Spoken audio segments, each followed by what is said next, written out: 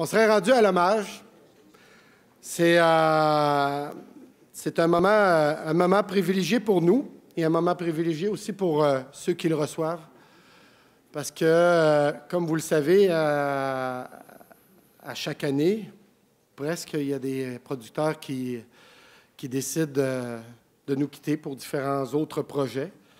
Mais souvent, ils ont dédié une partie de leur vie à l'organisation et aux défis, aux différents défis, que ce soit en santé ou autre. Et M. Bruno Bouffard en est un, qui a dédié une grande partie de sa jeunesse, si je peux dire ça comme ça.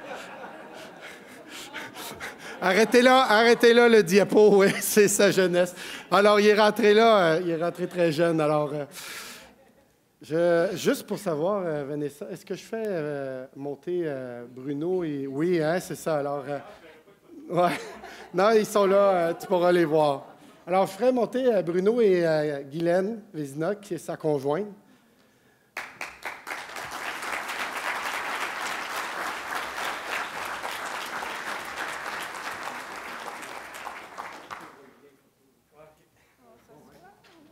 Oui. Ça, c'est insécure, ça. Guylaine a dit, c'était pas compris dans le deal, mais ouais, c'est comme ça maintenant. C'est moi qui ai décidé ça. Alors, regarde. Alors, on partirait le diaporama. On va essayer de faire quelque chose de convivial là, et en même temps décrire un petit peu qui est Bruno et tout le temps et la différence qu'il a faite quand il était là au niveau de l'organisation. Alors, c'est un peu ça qu'on va faire et pour le remercier en même temps. Alors, on pourrait partir le diaporama Télésino, s'il te plaît. Alors, vous voyez, Bruno, je ne ferai pas le commentaire de toutes les photos, mais celle-là est vraiment trop incroyable. C'était, je pense, la journée avant qu'il rentre aux éleveurs. Il y avait 15 ans, je pense, quelque chose comme ça. Alors, Bruno Bouffard a été président du comité de mise en marché des finisseurs de 2011 à 2018.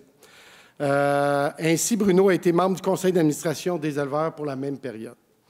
Il a été, en plus, il a siégé sur différents comités, comme le comité de valorisation du produit de la profession, comité coût de production, comité de travail de la convention de mise en marché des porcs, le comité de suivi de l'application de la convention de mise en marché des porcs et le comité de gestion des prévisions et de planification des livraisons des porcs. Ça, c'est les porcs en attente. Alors, vous voyez, là-dessus, il n'y avait pas une excellente note tout le temps. Ça, Alors, Bruno, ben ça, c'est une très bonne photo. Ça arrive à point. On voit différents acheteurs qui étaient là. Et on m'a amené une anecdote que Bruno a eue dans ses premières semaines qui était là. Il y a eu une réunion qui a été à Montréal. On m'a dit à Montréal.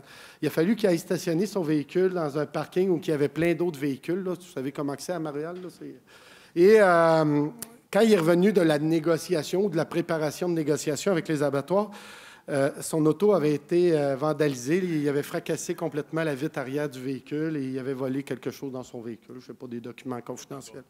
Alors, c'est justement, ben c'est bien, c'est un message que Bruno nous a passé. Il dit, ça joue dur quand on négocie. Alors, j'ai dit, oui, c'est clair qu'on va faire attention à ça, Bruno. Alors, Bruno, vous le voyez souvent, il est habillé, regardez ça, c'est une autre photo qui arrive à point. Il est habillé avec un veston et pas de cravate. Et ça semble ordinaire aujourd'hui, hein, mais quand Bruno est arrivé aux éleveurs, tout le monde avait veston, cravate tout le temps. C'était la norme, c'était comme ça qu'on arrivait habillé. Et Bruno, dès la première rencontre, il a décidé d'arriver avec son look prep. Prep, c'est-tu un bon terme? Aide-moi, Mélanie, c'est quoi le terme jeune, là, tu sais? Mais en tout cas. Alors, il est arrivé pas de cravate avec son veston. Et là, tout le monde a fait tabarouette. Même Jocelyn Saint-Laurent, il a ôté sa cravate immédiatement. Ça a été un des premiers. Alors, c'est clair que ça a bien c'est des choses qui nous ont marqués quand même et qui vont rester dans nos mémoires. Alors, Bruno, c'est quelqu'un qui est motivé par ce qu'il fait. Quand il entreprend quelque chose, il le fait jusqu'à la fin. Il est toujours à l'écoute des producteurs et à l'écoute des personnes qui l'interpellent. Quand il y a un point de vue sur quelque chose et qu'il y a un mandat de son comité, surtout comité finisseur, je peux vous garantir quelque chose, c'était quelqu'un qui qui se démenait et qui se bataillait vraiment pour nous faire comprendre le point de vue qui avait le mandat. Alors, moi, j'ai toujours trouvé ça intéressant. Tiens, une autre photo, ça, c'est bon. Bruno, il vient de Bury. OK? Bury, ça sonne anglais un petit peu, connotation. Hein?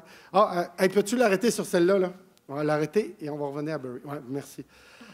Bruno, il vient de Bury, mais il parle très bien anglais. Hein, c'est ça? Hein? Tu vas nous dire quelque chose en anglais?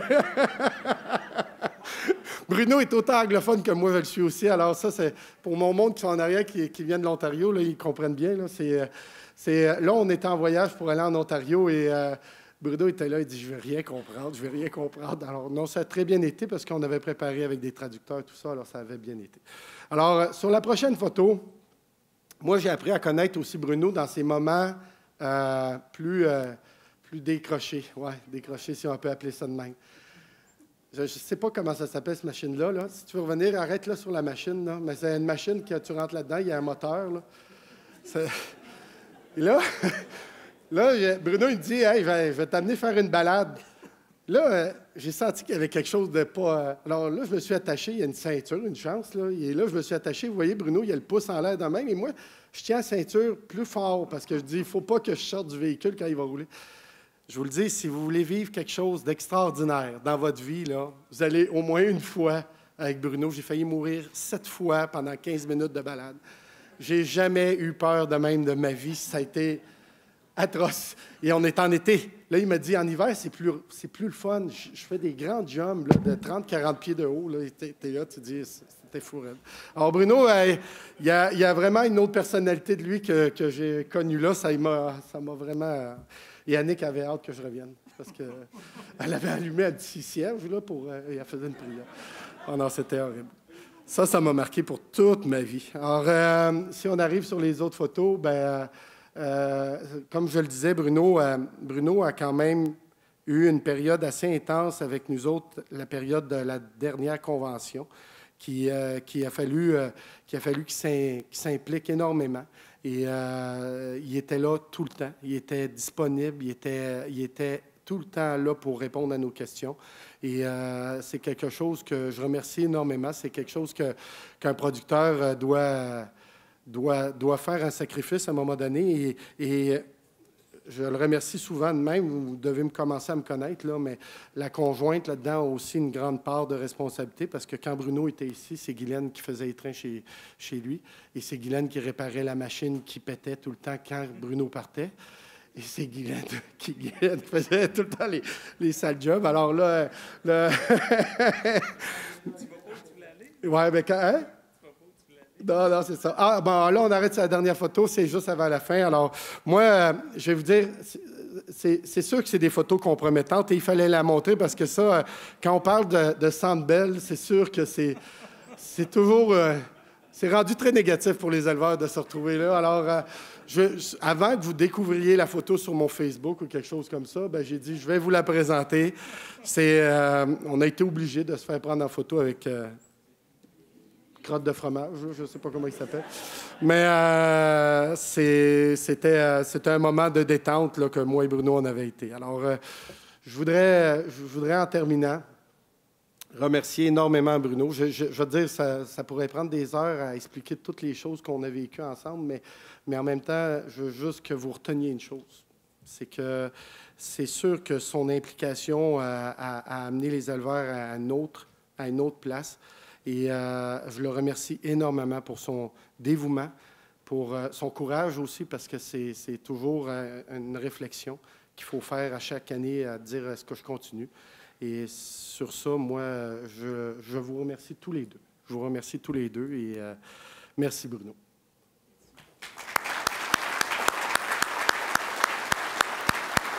Je voulais dire un petit mot. Est-ce que je l'amène?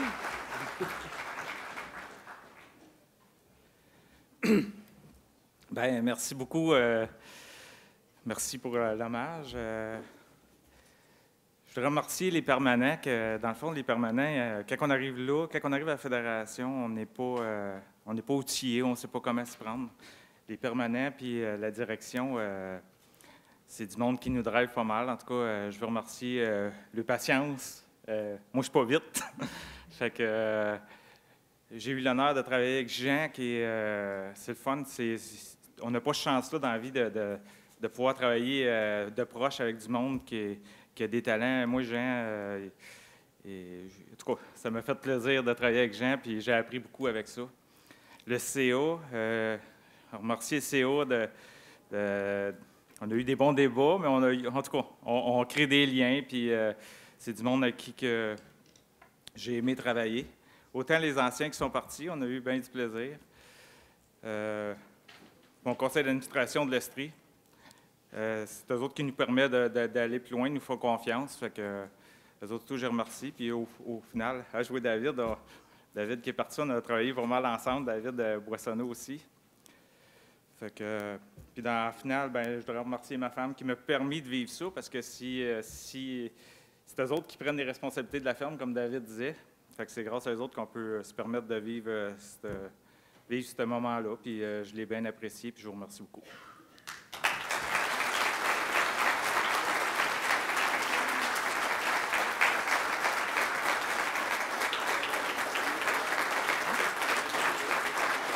Juste une photo.